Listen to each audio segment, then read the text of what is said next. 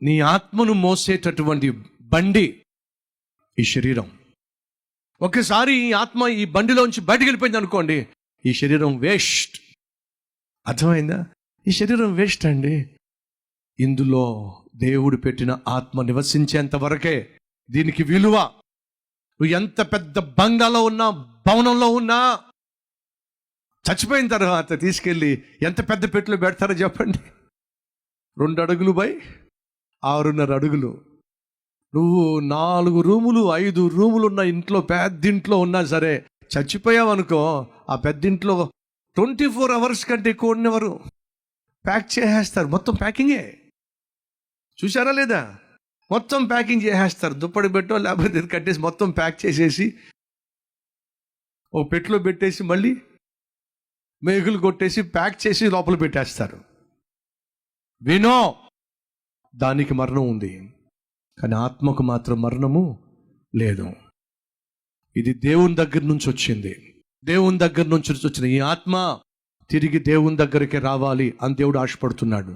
కానీ నువ్వు ఈ భూమి మీదకి వచ్చినప్పుడు ఈ ఆత్మతో పాపిష్టి పనులు చేసినట్లయితే నువ్వు పరలోకానికి వెళ్ళడానికి బదులుగా ఈ ఆత్మను ఆధారం చేసుకుని శరీరంలో నువ్వు చేసిన పాపము, లేక శరీరాన్ని ఆధారం చేసుకుని ఆత్మ చేసే పాపం వల్ల పరలోకానికి వెళ్ళవలసి నువ్వు పరలోకానికి వెళ్ళకుండా తిన్నగా నరకానికి వెళ్ళిపోతావు. ఊటీ వెళ్ళారండి, అక్కడ ఉన్నటువంటి చక్కని సీనరీస్ చూడడానికి, చల్లని వాతావరణం, కొండ పైన ఉండొచ్చు, మేఘాలు మన పక్క నుంచే వెళ్తాయి, మంచి మంచి గార్డెన్స్ చూడ్డానికి వెళ్ళారు. అలాగే దేవుడు ఏం చేశాడంటే, నిన్ను నన్ను అద్భుతమైన ప్రపంచాన్ని సృష్టించాను, అద్భుతమైన భూమిని సృష్టించాను, అందున్న సమస్తాన్ని నీకోసమే సృష్టించాను. అక్కడ ఉన్నటువంటి పండ్లు కావచ్చు, పువ్వులు కావచ్చు, పుష్పాలు కావచ్చు, సమస్తం నీకోసమే నేను చేశాను.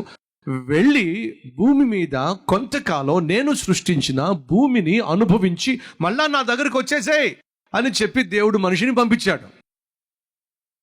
మీరు అందమైనటువంటి ఊటీ వెళ్ళి చూసి రావాలని ఊటీ వెళ్ళారు. వెళ్ళి ఏం చేయాలి చెప్పండి? ఆ కొండలు ఎక్కాలి, ఆ మేఘాలను చూడాలి, అనుభవించాలి, చక్కని చల్లదనం చూడాలి, ఆ సీనరీస్ అని చూసి హ్యాపీగా ఫీల్ అయ్యి తిరిగి ఇంటికి వచ్చేస్తే నువ్వు నీ భార్యతో కాపురం చేయొచ్చు, పిల్లలతో ఉండొచ్చు. అక్కడికి వెళ్ళిందేమో సైట్ సీయింగ్కి, కానీ అక్కడికి వెళ్ళి ప్యాకాట మొదలు పెట్టావు, అక్కడికి వెళ్ళి డ్రగ్స్ తీసుకోవడం మొదలు పెట్టావు, అక్కడికి వెళ్ళి గ్యాంబ్లింగ్ చేశావు, అక్కడికి వెళ్ళి వ్యభిచారం చేశావు, పోలీసులకు దొరికిపోయావు. ఇంటికి రావాల్సిన వాడివి కాస్త ఎక్కడికి వెళ్ళావు? జైలుకి వెళ్ళావు. వాస్తవంగా అక్కడికి ఎందుకు వెళ్ళావు? సైట్ సీయింగ్కి వెళ్ళావు, కానీ చేసింది ఏమిటి? పాపిష్టి పని. ఇంటికి రావాల్సిన వాడు ఎక్కడికి వెళ్ళావు? జైలుకి వెళ్ళావు. ఎందుకు వెళ్ళావు? శిక్ష అనుభవించడానికి. జాగ్రత్తగా వినండి. దేవుడు నిన్ను నన్ను ఈ భూమి మీదకు పంపించిన కారణం ఏమిటంటే, ఆయన సృష్టించిన ఈ అద్భుతమైన సృష్టిని ఒక 70 సంవత్సరాలు, 80 సంవత్సరాలు, 90 సంవత్సరాలు అనుభవించి, ఆనందించి, ఆస్వాదించి ఆ తర్వాత తిరిగి దేవుడి దగ్గరకు వచ్చేసేయాలి అని దేవుడు నిన్ను పంపించాడు, నన్ను పంపించాడు. ఆనందించాల్సిన సమయంలో, దేవుని యొక్క సృష్టిని ఆస్వాదించాల్సిన సమయంలో అడ్డమైన పనులు చేస్తాను, వ్యభిచారం చేస్తాను, జారత్వం చేస్తాను, మోసం చేస్తాను, అన్యాయం చేస్తాను, దగా చేస్తానంటే, ఊటీ వెళ్ళి చూసి రావాల్సిన వాడివి ఆడికి వెళ్ళి వ్యభిచారం చేస్తాను, గ్యాంబ్లింగ్ చేస్తాను, ప్యాకెట్ ఆడతానని చెప్పేసి పోలీసులు దొరికిపోతున్నాయి, అడిగిపోయావు, జైలుకి వెళ్ళావు. అదే జరగబోతుంది. మనిషిని దేవుడు భూమి మీదకి పంపించినప్పుడు ఈ భూమి మీద దేవుడు సృష్టించిన సమస్త సృష్టిని అనుభవించి మనం తిరిగి పరలోకానికి రావాలని మనిషిని పంపిస్తే, నువ్వు ఈ భూమి మీదకి వచ్చిన తర్వాత సైతాన్ గారితో స్నేహం చేసి, వాడు చెప్పినట్టుగా చేసి, వాడు ఎక్కడికి రమ్మంటే అక్కడికి వెళ్ళి, ఏది తాగమంటే అది తాగి, ఎవరిని తన్నమంటే వాడిని తన్ని, దేంతో పడుకోమంటే దాంతో పడుకొని విచ్చలవిడిగా నీ శరీరాన్ని పాడు చేసుకుంటే దేవుడు ఏం చేస్తాడు? తిరిగి పైకి నిన్ను రానివ్వడు. మరి ఎక్కడికి పంపిస్తాడు? శిక్షించే స్థలానికి పంపిస్తాడు. ఏమిటా శిక్షించే స్థలం? నరకం. ఇప్పుడు జాగ్రత్తగా వినండి. నువ్వు పరలోకం నుంచి భూలోకానికి వచ్చి తిరిగి పరలోకానికి వెళ్ళాలంటే ఒకే ఒక్క మార్గం. ఆ మార్గం ప్రభు అయిన యేసుక్రీస్తు. ఆ యేసుక్రీస్తు ఏం చేశాడయ్యా అంటే, మళ్ళా చెప్తున్నా, మీ చొక్కా చిరిగిపోయింది అనుకోండి, ఎక్కడ తీసుకెళ్ళి కుట్టిస్తారు చెప్పండి? చొక్కా కుట్టేవాడి దగ్గర తీసుకెళ్తారు, టైలర్ దగ్గర తీసుకెళ్తారు. మీ చెప్పులు తెగిపోయినాయి అనుకోండి, ఎక్కడ తీసుకెళ్తారు? చెప్పులు కుట్టేవాడి దగ్గరికి తీసుకెళ్తారు. మీ జీవితం పాడైపోయింది అనుకోండి, ఎక్కడ తీసుకెళ్తారు? ఈ జీవితాన్ని ఇచ్చిన దేవుని దగ్గరికి తీసుకెళ్ళాలి. ఆ దేవుడు ఎక్కడున్నాడు? పరలోకంలో ఉన్నాడు. ఇప్పుడు నీ జీవితం బాగుపడాలంటే నువ్వు ఎక్కడికి వెళ్ళాలి? దేవుని దగ్గరికి వెళ్ళాలి. దేవుని దగ్గరికి మనిషి ఎప్పుడు వెళ్తాడు? చచ్చిపోతే వెళ్తాడు.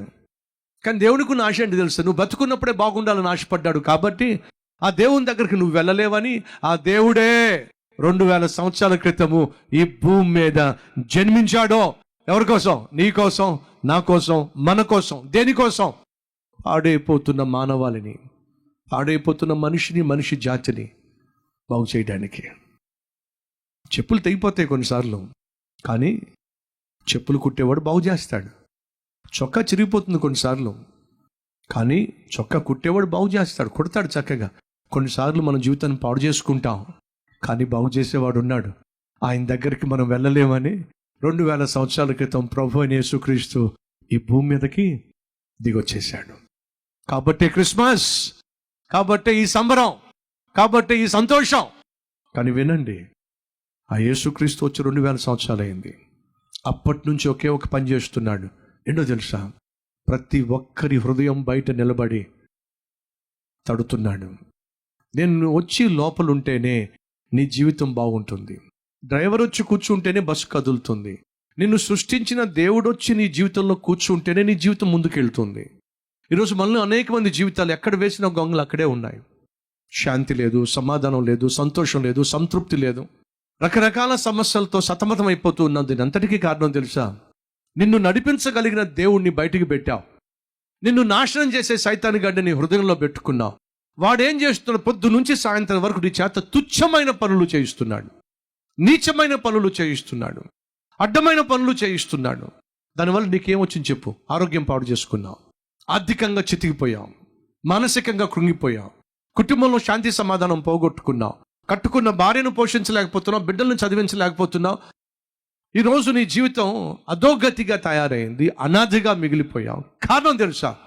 నిన్ను సృష్టించిన దేవుణ్ణి నీలో లేకుండా బయటికి గెంటేసుకున్నావు. ఆయన నీ హృదయపు తలుపు బయట తడుతున్నాడు. ఎంతకాలం ఏడుస్తావు? ఎంతకాలం కృంగిపోతావు? ఎంతకాలం అందరి ఎదురు చేతులు చాచి అడుక్కుంటావు? ఎంతకాలం అయోమయ జీవితం జీవిస్తావు? ఒక్కసారి నన్ను నీ హృదయంలోకి రాని, ఒక్కసారి నన్ను నీ జీవితంలోనికి రాని, నీ జీవితాన్ని సంపూర్ణంగా మార్చేస్తా. చివరిగా వింటున్నారా? ఈ హృదయంలో క్రీస్తు ఉంటేనే ఆయన గృహములో నువ్వు ఉండే ఛాన్స్ ఉంది. ఒప్పుకుంటారా ఒప్పుకోరా? ఇక్కడ యేసు లేకుండా అక్కడ నువ్వు ఉండే ఛాన్స్ లేదు. మళ్ళా చెప్తున్నా, ప్రతి ఆదివారం మందిరానికి వెళ్ళే క్రైస్తవురాలు కావచ్చు, పాటలు పాడవచ్చు, ప్రార్థన చేయవచ్చు, ఇదంతా పక్కన పెట్టండి. ఇదేది పరలోకాన్ని తీసుకెళ్దు. ఇక్కడ క్రీస్తు ఉంటేనే అక్కడ నువ్వు ఉంటావు. ఆ రోజు సత్రంలో యేసుక్రీస్తు జన్మించడానికి చోట్లేదు, కానీ ఈరోజు ఆ యేసు నీ గుండెల్లో ఉండాలని ఆశతో తలుపు తడుతున్నాడు. చోటిస్తావా? కళ్ళు మూసుకొని ప్రార్థన చేద్దాం.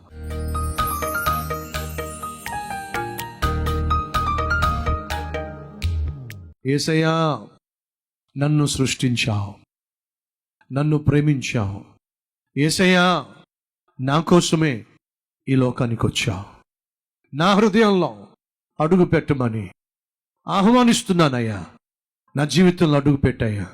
నాలో ఉన్న ప్రతి చీకటిని పారద్రోలి నా జీవితాన్ని నూతనపరిచి, నా జీవితాన్ని పరిశుద్ధపరిచి, నా జీవితాన్ని శుద్ధీకరించి నీ బిడ్డగా నిత్యము జీవించే భాగ్యము దయచేయమని ఈ సమయంలోనే నా పేరు జీవగ్రంథంలో లిఖించమని యేసు నామం పేరట వేడుకుంటున్నాము తండ్రి.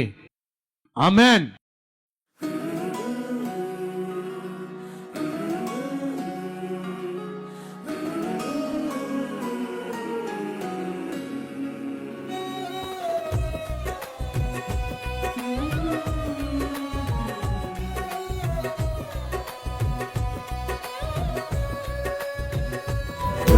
ఫ్రెండ్స్, ఈరోజు అందించినటువంటి క్లుప్త సందేశం మీకు ఆశీర్వాదకరంగా ఉంటే లైక్ చేయండి, 10 మందికి షేర్ చేయండి. అలాగే ఈ సందేశం వల్ల మీరు ఎంతగా దీవించబడ్డారో ఒక కామెంట్ కూడా పెట్టవలసిందిగా కోరుతూ సెలవు తీసుకుంటున్నాను. Have a blessed day.